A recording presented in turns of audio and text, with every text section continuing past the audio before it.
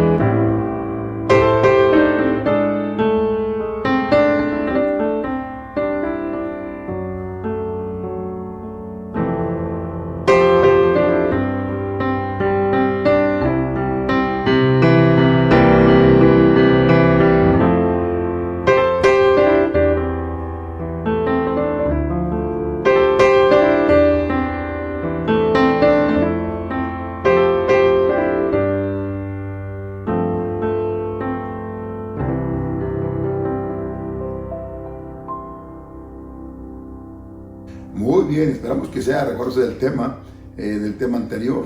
¿Qué es lo que recuerda? ¿Qué es lo que usted asimiló de la palabra del Señor? Excelente. Bueno, vamos a continuar. ¿Y qué le parece si ahora disponemos nuestro corazón para alabar a Dios?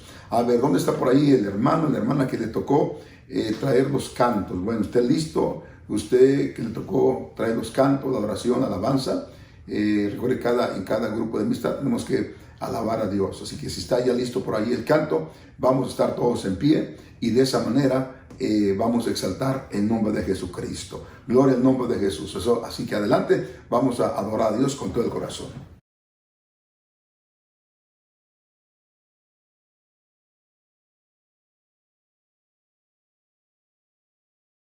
Gloria al nombre de Jesús. Qué bueno que usted dispuso su corazón para alabar a Dios con todo el corazón. No hay nada mejor como exaltar el nombre de Jesucristo, ¿verdad?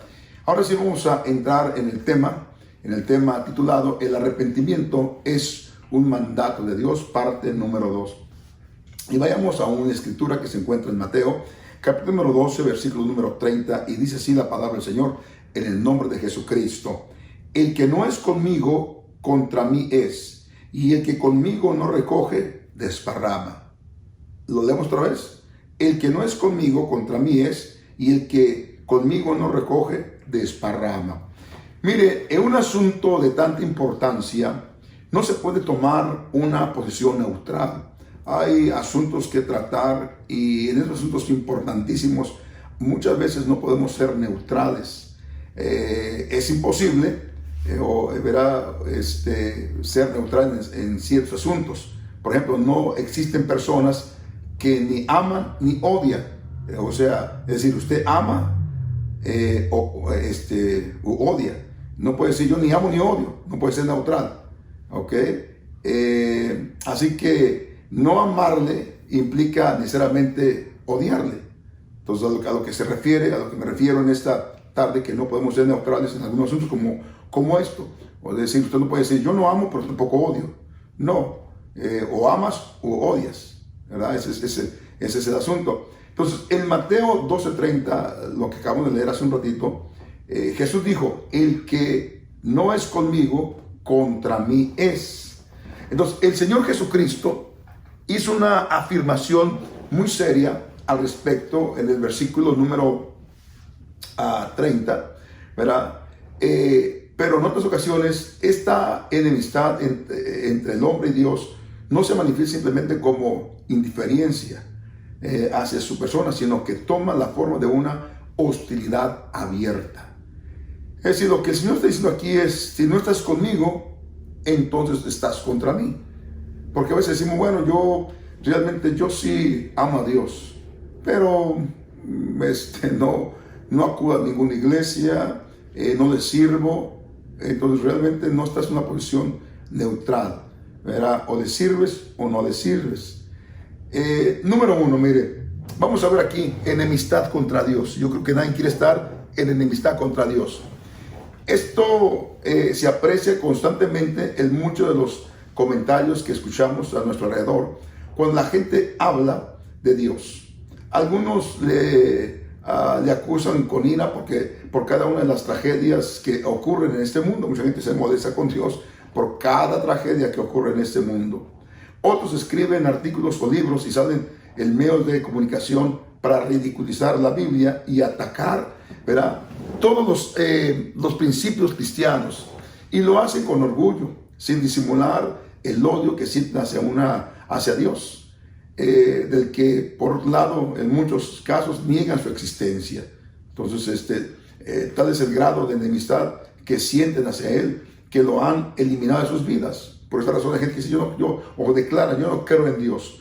Y no es que no crean que hay un Dios, lo que pasa es que lo han eliminado de sus vidas. Están molestos, están airados contra Dios. Le echan la culpa a Dios por todas sus tragedias, por todos sus problemas.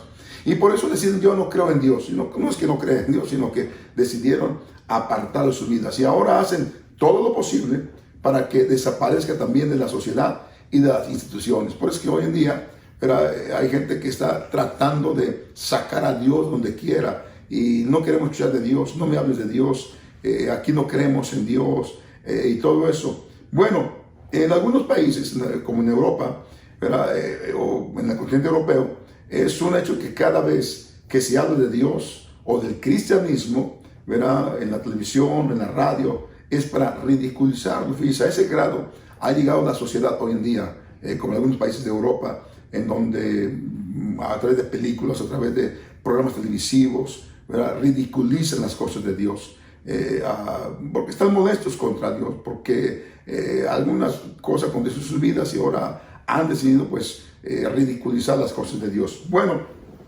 y en muchos otros países, mire, esta hostilidad contra Dios se expresa por medio de la violencia física contra los cristianos y también contra la Biblia. ¿Sabe usted que ahorita hay países en donde cristianos son perseguidos, cristianos son torturados, inclusive muchos son llevados a la muerte? ¿Por qué razón? Bueno, porque sienten como ira en contra del cristianismo, amén, en contra de la Biblia. Y la historia está llena de ejemplos ¿verdad?, de estos acontecimientos. Pero cuando comparamos el amor que Dios tiene por el hombre con la apatía y hostilidad que sus criaturas, que el ser humano le demuestra a Él, es entonces cuando apreciamos con total claridad la dignidad del hombre hacia Dios. Esto queda de manifiesto, ¿verdad?, en la palabra del Evangelio de Juan, en el capítulo número 3, verso 16. ¿Qué dice allí en Evangelio de San Juan 3:16? Mire, vamos a leer ahí Evangelio de San Juan 3:16. Y así está la sociedad hoy en día, el mundo hoy en día está de esa manera. Y lamentablemente solamente Dios puede cambiar el corazón del hombre. Pero qué bueno que estamos tú y yo aquí para aprender y ser mejores ante los ojos de Dios. Entonces vamos a ver ahí en San Juan 3, verso 16. ¿Está listo por ahí? Qué bueno. Entonces vamos ahí a leer en el nombre de Jesús. Dice así: porque de tal manera amó Dios al mundo, que ha dado a su Hijo unigénito, para que todo aquel que en Él cree no se pierda, mas tenga vida eterna. Porque no dio Dios a su Hijo al mundo para condenar al mundo, sino para que el mundo sea salvo por medio de Él. El que en Él cree no es condenado, pero el que no cree ya ha sido condenado porque no ha creído en el nombre del unigénito Hijo de Dios. Y esta es la condenación, que la luz vino al mundo, y los hombres amaron más las tinieblas que la luz, porque sus obras eran malas. Porque todo aquel que hace lo malo aborrece la luz, y no viene a la luz, para que sus obras no sean reprendidas. Y bueno, eso es lo que pasa en la sociedad. La gente no quiere venir a Jesucristo porque no les gusta lo que Dios piensa, o la manera más bien como Dios estableció la vida. No les gusta someterse a los preceptos divinos de Dios. No les gusta que Dios reprende acciones pecaminosas del ser humano, y por eso prefieren no acercarse a Dios. Por eso dice aquí en el versículo número 20, porque todo aquel que hace lo malo aborrece la luz, y no viene a la luz para que sus obras no sean reprendidas. Efectivamente, porque mire, cuando uno viene a Jesucristo, entonces ahí comenzamos a entender, por ejemplo, que mentir es pecado, que odiar es pecado, que maldecir es pecado, que adulterar es pecado. Entonces la palabra de Dios comienza a revelar las conductas pecaminosas del ser humano, y eso es lo que a mucha gente no les gusta, que el Señor revele, el Señor señale algunas áreas de nuestra vida, o las áreas de nuestra vida que no están bien delante de Él. Bueno, mire, el pecado atenta contra la justicia de Dios. ¿Sabía usted eso? Y hay que entender esto. Mire, Dios es el dueño de esta tierra. Él es el único dueño. Y Él nos formó a todos nosotros. Y tiene derecho a decir, de esta manera el ser humano se debe conducir. Y lo que yo encuentro en la palabra de Dios y por experiencia, es de que todo lo que Dios nos indica que debemos hacer nos beneficia a nosotros. Evitamos caer en problemas, fortalecemos nuestros hogares, somos casados, fortalecemos nuestro matrimonio, podemos ser mejores padres, mejores madres. Es decir, todo lo que Dios nos ordena o nos dice que hay que hacer, o el tipo de vida que debemos vivir, o el estilo de vida que debemos tomar, todo eso nos beneficia a nosotros. A Dios nos beneficia. Entonces yo quiero que hagamos una reflexión. Si pudiéramos solamente meditar en cada uno de los estatutos que Dios nos manda que hagamos y lo que nos dice que debemos abandonar, bueno, nos damos cuenta que es para mejorar nuestras vidas. Tú puedes ser un mejor papá, tú puedes ser una mejor mamá, un mejor esposo, una mejor esposa, un mejor hijo, un mejor ciudadano. Es decir, todas las cosas que Dios nos señala que debemos seguir nos benefician a nosotros. Nos traen paz, nos traen gozo, nos traen alegría. Nuestros hijos serán beneficiados, por supuesto. Entonces Dios es un Dios justo. Ama la justicia y aborrece la injusticia. Por lo tanto, puesto que el pecado es una transgresión de la ley de Dios, entonces Él aborrece el pecado. ¿Por qué razón? Porque el pecado es una transgresión, es una violación a la ley de Dios, a los estatutos de Dios. Por eso Dios aborrece el pecado. Dios no aborrece al pecador, Dios aborrece el pecado. Ya escuchó aquí que de tal manera amó Dios al mundo, porque Dios aborrece el pecado. Le pongo un ejemplo. Si usted es padre de familia o madre de familia y ve que su hijo tiene fiebre, ¿usted va a amar la fiebre de su hijo? Claro que no. Usted ama a su hijo, pero aborrece esa fiebre. ¿Por qué? Porque esa fiebre lo está consumiendo, lo está afectando. Inmediatamente usted hace algo para que esa fiebre sea eliminada del cuerpo de su niño. Así es Dios. Dios no nos aborrece a nosotros, nos ama a nosotros.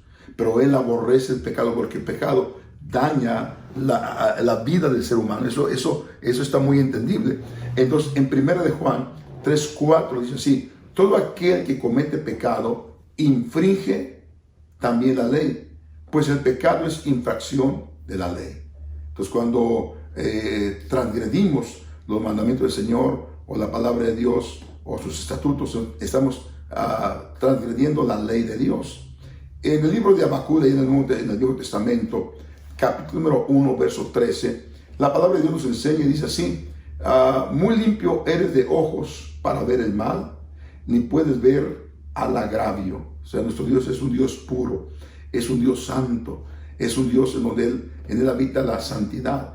Dios no puede ser moralmente neutral o indiferente hacia el pecado. Su propio carácter justo le lleva a juzgarlo con firmeza. Por eso es que Dios va a juzgar el pecado donde quiera que esté. Eso hay que entenderlo. Entonces, en el Salmo 7, verso 11, el salmista declara y dice de la siguiente manera: Dios es juez justo y Dios está airado contra el impío todos los días. Es decir, no solamente contra la persona, pero sino contra las acciones de esa persona que son pecaminosas. Por lo tanto, el pecado crea una barrera entre Dios y el hombre. Así como lo escuchó, el pecado crea esa barrera entre Dios y el hombre. Y como hemos dicho ya en algunos otros estudios, que Dios nos creó para vivir junto a Él. Él nos diseñó para que tengamos comunión con Él. En el principio, Eva y Adán tenían comunión con Dios.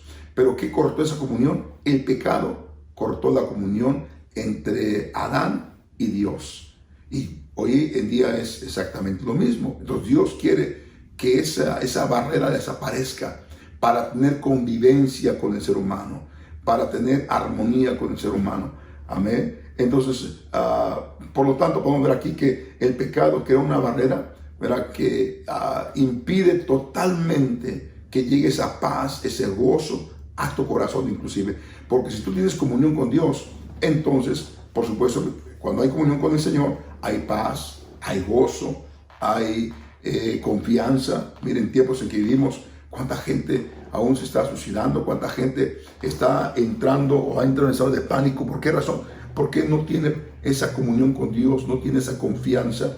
Amén. Y Dios quiere que ustedes tengamos esa confianza en Él. También hay un escritor que está en el libro de Isaías, profeta Isaías 59, verso 2, y dice así: vuestras iniquidades, hablas del pecado o vuestros pecados, han hecho división entre vosotros y vuestros Dios, y vuestros pecados han hecho ocultar de vosotros rostro para no oír. Mira, Isaías es muy específico y dice: vuestras iniquidades han hecho que una división, ¿ok? Nos impide acercarnos a Dios. ¿Qué más? y vuestros pecados han hecho ocultar de vosotros su rostro. Es decir, como Dios es santo, es justo, entonces Él no tolera ver una vida, digamos así, llena de pecado o vivir una vida desordenada. Entonces, mire, yo creo que es tiempo de hacer una cosa, de arrepentirnos. Dios nunca busca que usted y yo seamos perfectos, porque solamente Dios es perfecto. Pero Él quiere que hagamos una decisión, que abandonemos el pecado, que nos volvamos a Dios, que hagamos un esfuerzo para vivir la vida de acuerdo con la palabra de Dios, con ese libro. Este libro es el manual de la vida. Por eso es que la vida cristiana no es una religión, es un cambio, es un estilo de vida, es una manera como la persona adopta un estilo de vida totalmente diferente.